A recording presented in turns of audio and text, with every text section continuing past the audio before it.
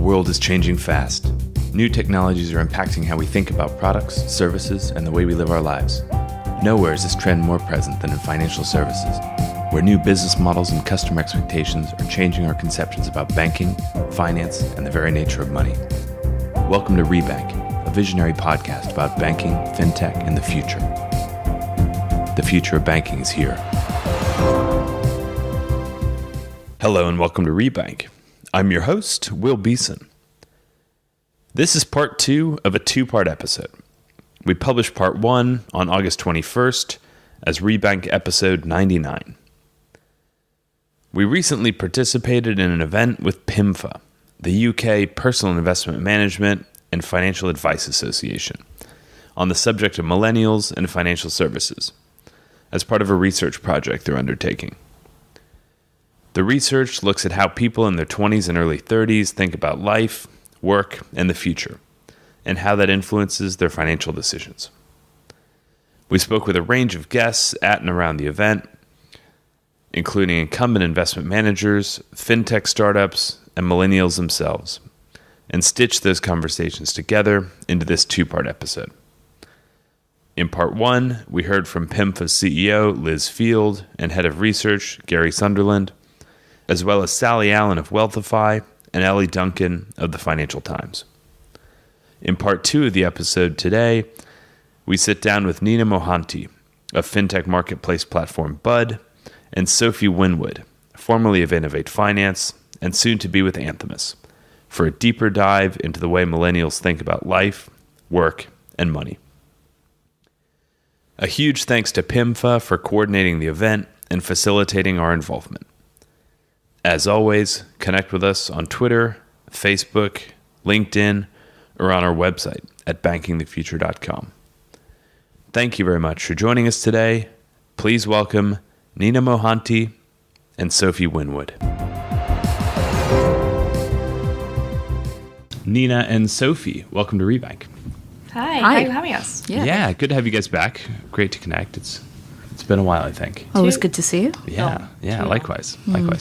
So let's just dive in. We were talking briefly before we recorded about what we might talk about today and have introduced this PIMFA research report, some of the conversations I'd had there around millennials and their potential needs for financial services now and in the future. And I think there were some interesting themes that kind of got picked up on, but maybe that we didn't get into great detail on in those little mini segments. And so I thought this would be a good opportunity to provide a bit of context to those pieces, and you guys being card-carrying millennials. Oh, you know it. Loud and proud. And presumably it's not just like a demographic, it's a mindset, right? It's a way of life. It's a way of life. So, all right, where to start?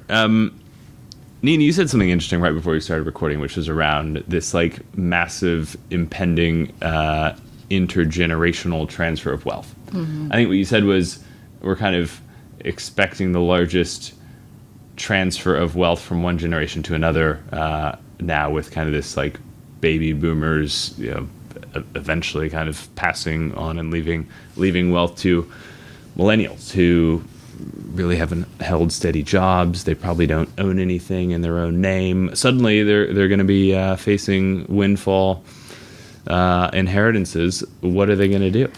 We're going to blow it on avocado toast is what we're going to do. You know what?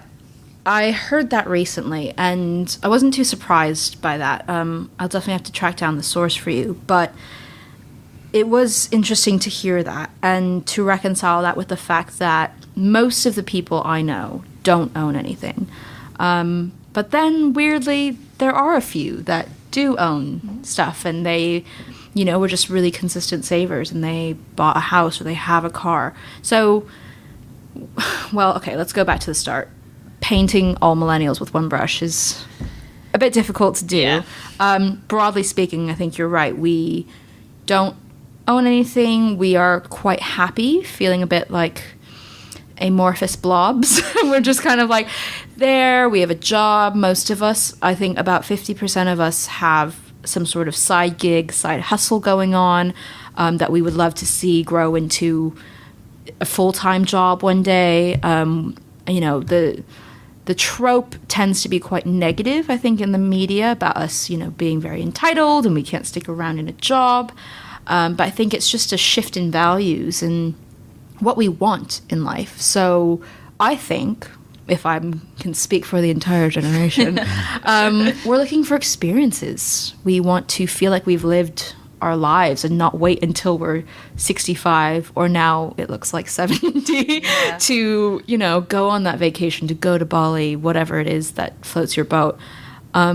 We want to feel value in the things that we do at work, so we are pickier about where we work and who we work for, and so maybe that means taking a pay cut sometimes, which then affects our savings. But I think you're right. It should be really interesting. I don't know. I'm looking at Sophie right now. We just had this conversation. Yeah. No, I think what was Nina saying is we're not on this kind of path which is maybe our parents' generation, which was you get a job and you go through the motions and you get pay rise after pay rise and you get to that point where you are, I don't know, partner or MD or whatever of the company, and through that you have all these life events, which is you have a house and then you get married and then that's all this kind of like you're in one direction. Whereas I think for our generation, it's not really like that. We've got this kind of portfolio career thing going on where, you may do one thing for a little bit and then you may jump off and do something completely different. And that means that you can't think about your savings like that because you're not going to have that traditional source of income, and you're not going to have those life goals, and you may move about the world. I mean, you've kind of travelled around the world quite a lot. You can't, think about your savings when you're moving from country to country and in your retirement pot maybe in one bar and your savings maybe in one bar, and you've got to think about taxation in different countries. So I think there's a lot more to think about, and it's not just kind of as easy as, okay, well, head down, my company will look after my retirement pot for me, I'll put away X amount, and when all my friends are buying houses at crazily cheap property prices that my parents that we can't afford. No bitterness at all, no. But so I guess okay, so picking some insights out of that, there's I guess on the one hand it's like from what you're saying, home ownership isn't a massive priority because you're talking about moving around, you're talking about working one job for a little while, then maybe doing something else, then traveling, and maybe similarly if the focus is on like this kind of portfolio career approach, experiences, travel, I didn't hear the word managing your finances on an Excel spreadsheet. I think you yes, there's complexity there, but at the same time presumably you kind of want someone else to just take care of that for you, right? So it's not like, okay, I'm going to pay whatever 10% of my salary into my pension every month, and then when I retire I'll have it there. But it is, okay, what interface can just kind of make whatever decisions need to be made, so I don't really have to think about it. Yeah, I think when we were talking about sort of the inheritance thing, what's really interesting is, so previously you'd go to an IFA or an advisor when you had quite a lot of money and they would invest it for you. But because I think the millennial generation were coming into the job market around the financial crisis, it's mean that we've got this inherent distrust in the financial services kind of system. And that is why platforms like Nutmeg and Scalable Capital, who are kind of user interface, consumer first, taking the sort of we'll work out what risk profile you are and then we'll invest for you, have been, I think, quite successful with our generation, and it makes that decision to invest easier. I think the other thing that's been really useful for our generation in terms of getting excited about investing is actually the whole Bitcoin thing, which is previously, I don't think people don't really teach you about investments really at school, and then suddenly you've got this thing that if you were in it early, you got a significant return. Yes, there was then, a lot of people lost quite a lot of money. But suddenly people are realising, oh, well, if I put money in this, then it can increase. So, so this must happen with shares. Well, maybe I'll get interested in investment. So that's quite... Is this like the investment equivalent of I expect to start my job tomorrow and then be managing director in 3 years, otherwise I'm out of here. So exactly. Maybe that's what Bitcoin was. Yeah, exactly. Well, and I think to your point as well, I think we do want people someone to look after our money. I think back to the days I was very, very young, and I remember going in with my mom to the bank, and she had a CFP. She had various people that she would speak to at the bank, and it was always like, "Hello, Mrs. Shu," and they'd like run up with like a coffee for her, and excuse my language, kiss her ass a bit. But then it was like a yearly meeting or a quarterly meeting, depending on who she was speaking to, and to the point that we made earlier about we're moving around, we've got a lot going on, we're not in the same job for even a year anymore, some of us. A lot of us are in the gig economy, so definitely don't have a steady income. It's like, okay, well, how can I do something that I can do on the go, that I can be on the tube or on a bus and be like, okay, cool, I'm going to check in, see if that's grown. But then also another dimension, not just quick returns, but also ethical investing. So we say on paper, I don't know how much of it is actually true, but like a lot of us say we want green funds. So we don't want anything invested in, the dirty bits like oil or gas energy or arms companies and stuff. So we say that, and that's what we're looking for. And actually, I think even today, Wealthify launched a green fund. Pension Bee has had a green fund for a while now, and Abundance is a business that literally just runs on green funds. So there's just like more dimensions to what we're looking for, and I think, from a sociological perspective, we as a generation care more about the earth, maybe because we've inherited a really sad state of the world, and we care about climate change, and we care about leaving the place better than we found it. So these are things that we take into consideration along the convenience and the quick returns. Do you think that millennials actually want advice? Like, do they want to, I don't know, like kind of direct their money to some place where they can check on it from time to time and someone is kind of taking care of it for them? Or do they actually want the financial planner that you talked about before, where they're actually going to sit down with someone and someone's saying, you should do this, you should do that? Or does that like feel a bit too, instructive or like, It can be really condescending, I think. So I have a really great friend, Emily Bellet, and she founded this business called Vestpod. And for women, it's a whole other story, but she's a woman. She had done quite well for herself, and she went in to go speak to someone about investing, and the man looked at her and said, well, where's your husband? And she was like, oh no, it's my money and I'm going to invest it. And so I think that, to extrapolate that, there's a certain fear that I think most millennials are aware of the stereotypes that we fall under and aware of the way that we might be spoken to. And yeah, maybe a lot of us aren't going to work in suit and tie anymore. I certainly am not.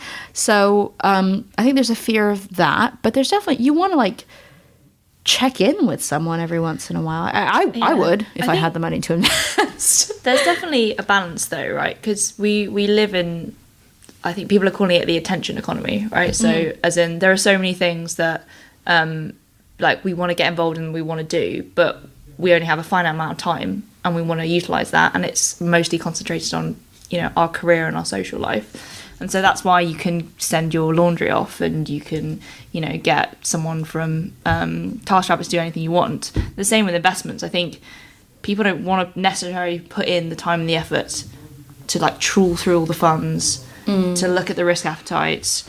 They kind of want more of the and I think actually maybe nutmeg's a bit too much one way, which is they just don't tell you anything about where your money's going. Yeah. Whereas like Scalable break it down into like cash and equities, and you can see where it is. So there's definitely a balance, because we don't want to be like, okay, just have my money and just roll with it. But actually we don't want to be to your point though about advice earlier. I think we more and more care about what our friends and family are thinking. And the initial thinking behind Bud was like, who do you go to for advice? Like when you don't know what to do, you want to get a credit card. I don't know. I go to my friends. What are you investing in? How did Bitcoin get to $18,000 last year? Like because people are like, hey, mate, I've been looking at this thing and it just keeps growing and you should do it too. I had a friend who she is sitting on £40,000 right now in a savings account. It is doing nothing for her. It is like lazy capital. And she was like, oh, should I invest in like this crypto thing? And I was like, oh, honey, whoa. Where did you hear that? She's like, well, all my friends are like doing it, so I feel like I should. And, you know, word of mouth, social media, whatever you want to call it, there's so much going on where it's like maybe our parents would go to a certified someone who had a plaque on their wall. But now we go, well, has that worked for you? Because actually, I think if we are investing and saving, we're doing it goals-based. It's because I want to go to Bali. I want to buy a house, whatever. I want to move to New York. And so everything is more goals-based. And how quickly can I get there? And did that help you? And if it did, great. Let's try it. Yeah, but I think that's one of the good things about these fintech solutions is I use PensionBee and I follow them on Instagram. I love them. And they had a competition where they said, you know, screenshot your pension balance and like share it, and then you could win £50. And I don't know, a couple of years ago, I would never have talked about the amount I had in my pension, even the amount I had in my savings. Like, it's, I don't know, maybe it's a British thing. We're like quite, you know, we don't really like That to talk seems about... so inappropriate. Yeah. Like, why do you... Oh, no. Yeah. You don't talk about money. Never. You talk about the weather and the state of the roads. Exactly. That is it. I think it's just a British thing, is it? I don't know. That seems inappropriate. That's like a universal thing. All right, so the point is you screenshotted your pension balance and tweeted it. But now you're getting people showing, you know, I would show my nutmeg balance or I would show my pension balance more than I would have before, because it's like this cool interface and just like, oh, I've got this cool thing and this is how much I've saved. I feel like it's helping us get over that fear of talking about it and actually being like, this is actually quite an achievement and you should be doing it too. And this is how it's working for me. And so I think that's quite a good thing. Yeah. What do you think about the like fee structure of traditional advice, you know, the whole like percentage of assets under management? Because to me, there's something off-putting about that as a concept. Like, you know, totally get that when there's more complexity around services being offered, then there's a higher price for that. But if you're putting, I don't know, £100 or £1,000 in like a diversified ETF portfolio that gets automatically like invested and rebalanced using software, or £100,000 or £1 million, like, should you really pay a multiple of it? Yeah, I mean, so I used to work in audit in investment management, private equity. So I went through that whole thing of, you know, all the referral fees where people would, you know, behind the scenes get a commission by referring a certain fund and things like that. It's broken. It's broken in the way that banking is broken, and it's a little bit behind the scenes, I think. I think what we can learn from, especially here in the UK, and I'm sure elsewhere in other markets, is the way that fintech companies have been approaching it is just transparency. And that sounds like so cliche, but hear me out. It's Transparency. it's just a matter of, okay, listen, you're going to charge me a fee. I want a breakdown of that fee. Where is it coming from? Why? And I will then ultimately say, like, well, first you sold me on the fact that you're using machine learning or whatever to choose where I'm going to be invested. But now you're saying, oh, well, we've got like a personal something fee. I'm like, well, you sent me an email. Like, that's surely automated as well. And so I'll maybe choose to go with someone else. So what I think is it will be interesting to see how the market chooses, because people vote with their wallets, right? And they will ultimately choose the players that are being most transparent, being most fair about that thing. At the same time, I was having a really interesting conversation today about mortgages and how actually people are likely to spend more with like a digital mortgage broker if they'll spend up to like £50 more a month if you just like don't have to deal with all that nonsense and like photocopying and printing out, and you've got like a Filofax that's the size of God knows what, you know? Yeah, I think that's like what I was saying with the attention economy is we're willing to like pay someone quite a lot of money to iron our shirts for us, and I think that's just but Speak for yourself. Yeah. I just like them looking fresh, okay? All right, so I think like the big outstanding question in all of this is, okay, so maybe like millennial generation, whatever, they probably get advice from their parents. They probably completely ignore it. I'm sure our parents' generation got advice from their parents, and maybe they didn't ignore it. Maybe like, okay, I'll go get the job at like, Procter and Gamble out of college, and I'll like, work there, and I'll save into my, 401k or pension or whatever it is. So that's all well and good. Will millennials, right? So now we've got this like mindset, want to go to Bali, want to change jobs every year because, people are in their like 20s and early 30s. So, okay, what happens when people turn 35? Like what happens when they get married and have kids? What happens when they turn 40? What happens when, do things change? Like suddenly do people stop wanting to change jobs every year, stop wanting to move every year, start wanting to settle down, buy a house? And like, is there kind of a, this convergence back toward like the way that previous generations have done things? For me, it's really interesting because I am, a third culture kid. I am originally from the Silicon Valley. I've lived in Paris, London, Vienna at this point, and I just turned 25. So like, and I don't say that because like, oh, I'm so special. I say like, I'm actually quite average in, I think, the millennials that I know. But the funny thing is when people ask me about home and that sort of thing, I really do want to have a family, and like, that's, everyone else's own choice. But I often say like, I'm going to move home. I'm going to find a place close to my parents so they can babysit.